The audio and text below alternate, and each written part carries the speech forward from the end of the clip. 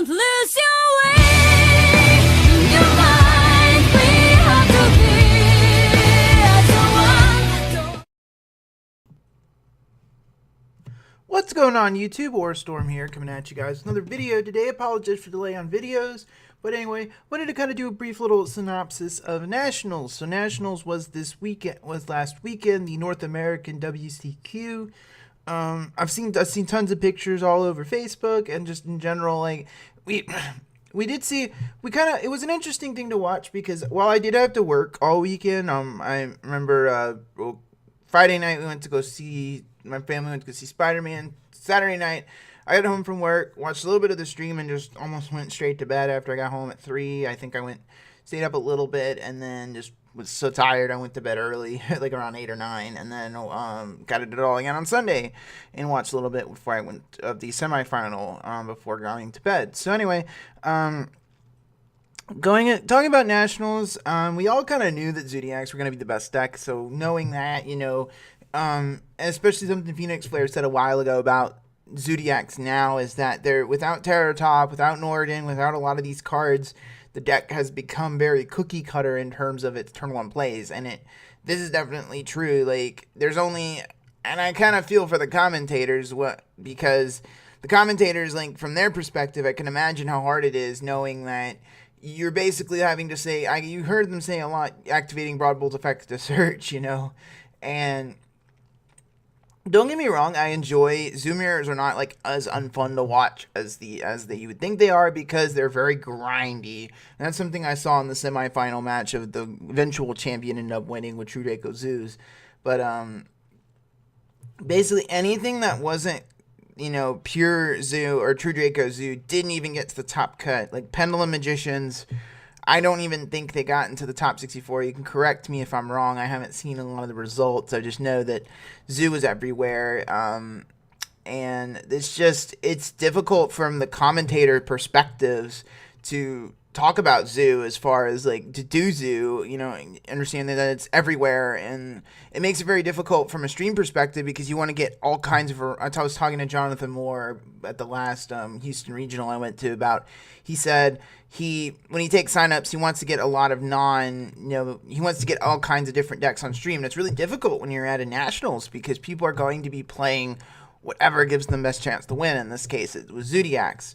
But talking about the True Draco Zoo versus the pure version being, the thing about True Dracos is that obviously we know how powerful Masterpiece is, and I think the thing is a lot like the OCG format where we had a triangle format where Kaiju Zoo beats the True Draco Zoo and Pure Zoo beats the Kaiju Zoo and etc. It kind of goes like a triangle off and on.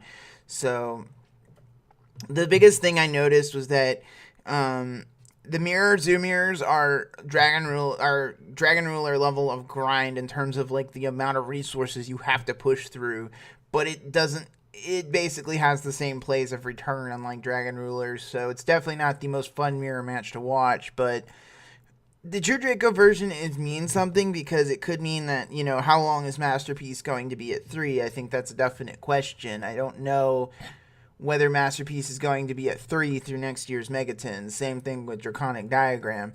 The other thing is that those 3 decks, Dinosaurs were nowhere to be seen. I think that deck has proven that it is too little to Glass Cannon to perform well at events. It's just too Glass Cannon to do anything at a big event.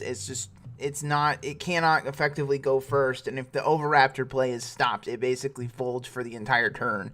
And that's one of the things with Dinosaur. As far as Pendulum Magicians, it's just, even with all these fancy new cards, it doesn't there's just so much Pendulum hate running around in a form of Dimensional Barrier, which was being mainboarded at 3 in a lot of lists, between Unending Nightmare, we had Anti-Fun Fragrance, and we also had Solemn Strike. Now, Pendulum Magicians can play through Solemn Strike, and Pendulum Call can kind of help against Masterpiece and Unending Nightmare, but if you flip Anti-Spell Fragrance as a Pendulum player going second, you basically have to hope you opened MST or you're basically screwed.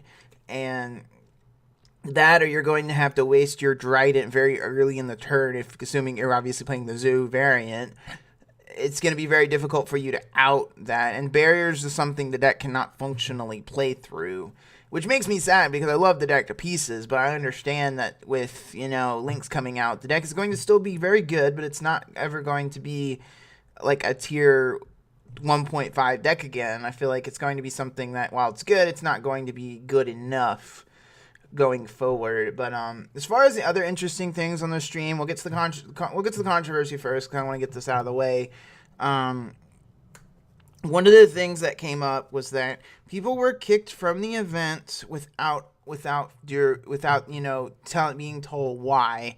Now, we all know the rules. If you've been to a regional, if you've been to a big event, you understand you cannot trade or sell cards in the venue. If the judges catches you, they can kick you out of the event. And a couple of guys were trading cards. It is a trading card game, and one of the cards traded happened to be a very expensive Minerva prize card. Now, if I had a super rare Minerva and it just got reprinted, wouldn't I want to be trading it? Of course. I mean, I would have probably traded it already, but if I had a Minerva prize card, I would definitely get rid of it, knowing that it's not going to, while it's still going to retain some value, it's not going to be what it was with the secret rare print being a thing. So, apparently a bunch of groups were completely kicked out of the event without, Konami telling it. Now, I'm the first person to say that, it is Konami's event. It is their event. They have the choice prerogative whether to just simply kick people out of the event. It is their event. But my point is, like, if you're going to completely escort people out of the event, you should give them due reason to be escorted out. And people spend tons of money to go to these events and take time off of work, take time in their busy schedules to go to these events, and to completely kick them out of the event without giving them any due process or explaining why it's not the way I expect a company to handle, something like this. There should be due process. There should be some kind of, recourse or something. These guys you shouldn't just be escorting people out of events just because they might or might not have violated a rule.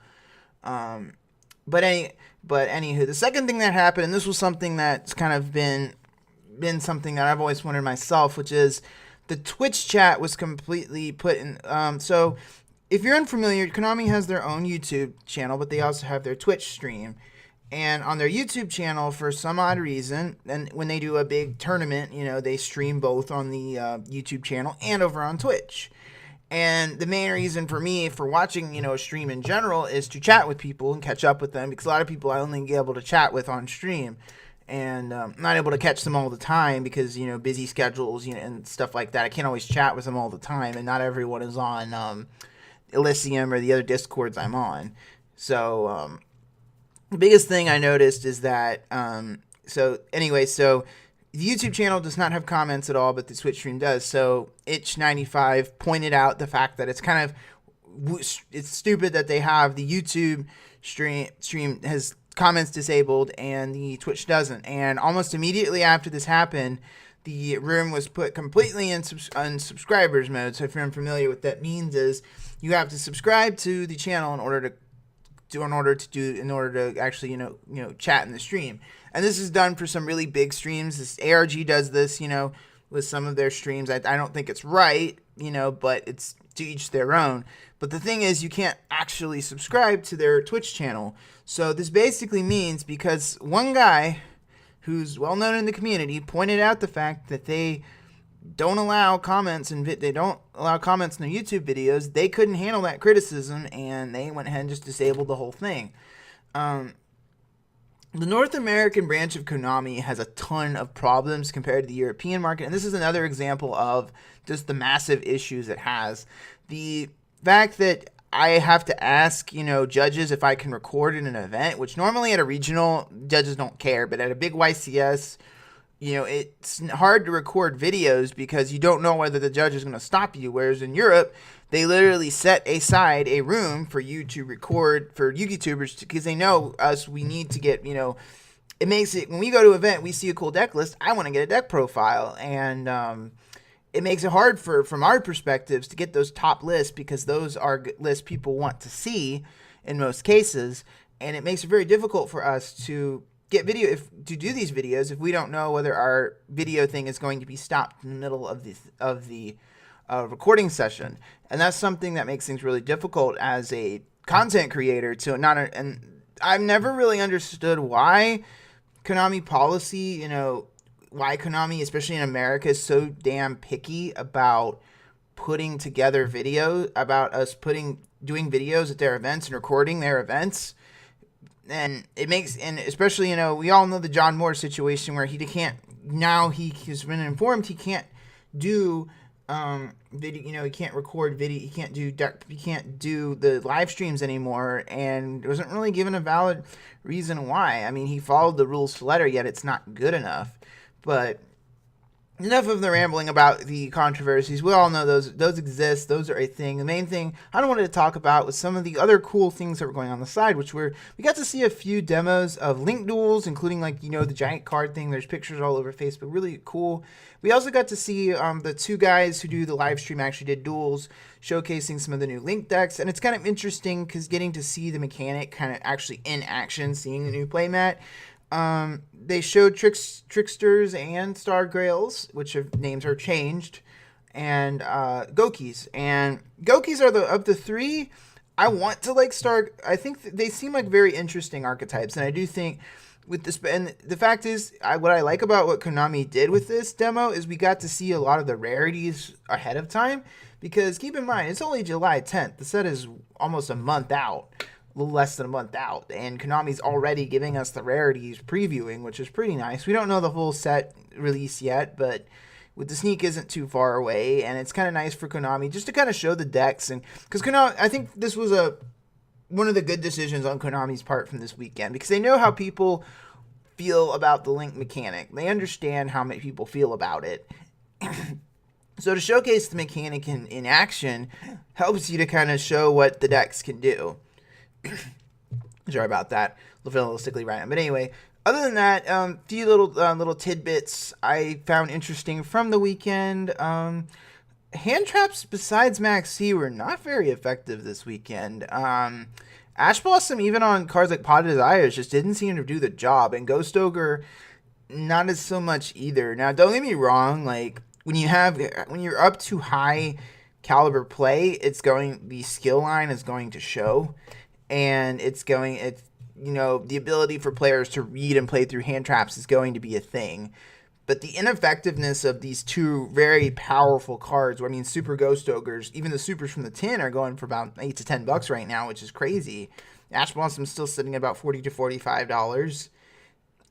But I feel like we're going to see a time where Maxi is going to go from limited to banned, because I feel like even at 1, it's going to be one of those cards where between recycling it with Mrs. Radiant, between searching it with Retaliating Sea, it's going to continue to creep in the format. And all these, ways to get access to it, even at 1, I feel like it's a little too powerful. It's one of those cards where it's going to have to either be at 0 or at 3. Like, there's just no in between. Like, you can put it to 2 and 1. It's not going to solve the problem. It's still going to be a very powerful card.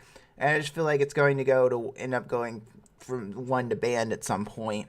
The other interesting tech that kind of creeped back in was Enemy Controller. It was very popular. This is a card that was played in Burning Abyss format, and it's very effective for a number of reasons. It's in Burning Abyss, if you remember, Flying Sea was a card you really didn't want to deal with, and Enemy Controller deals with that. You contribute off the Flying Sea, take a opponent's monster, and then use it for whatever you need to use it with. And Enemy Controller also has, of course, the effect to change from attack and defense, so it's a very flexible card. It's one of those cards that kind of creeps back in and out of the format, and it's always having a play set of it is definitely not a bad idea, because it's always going to be a good card. And other than that, there wasn't a ton crazy in terms of text, but that about comes to the end of the video, guys. What do you guys think of the Yu-Gi-Oh! Nationals? Did you watch the stream? What do you think about some of the controversies or whatnot? Let me know down in the comment section below. And as always, I thank you guys for watching. So, Orstorm, signing out.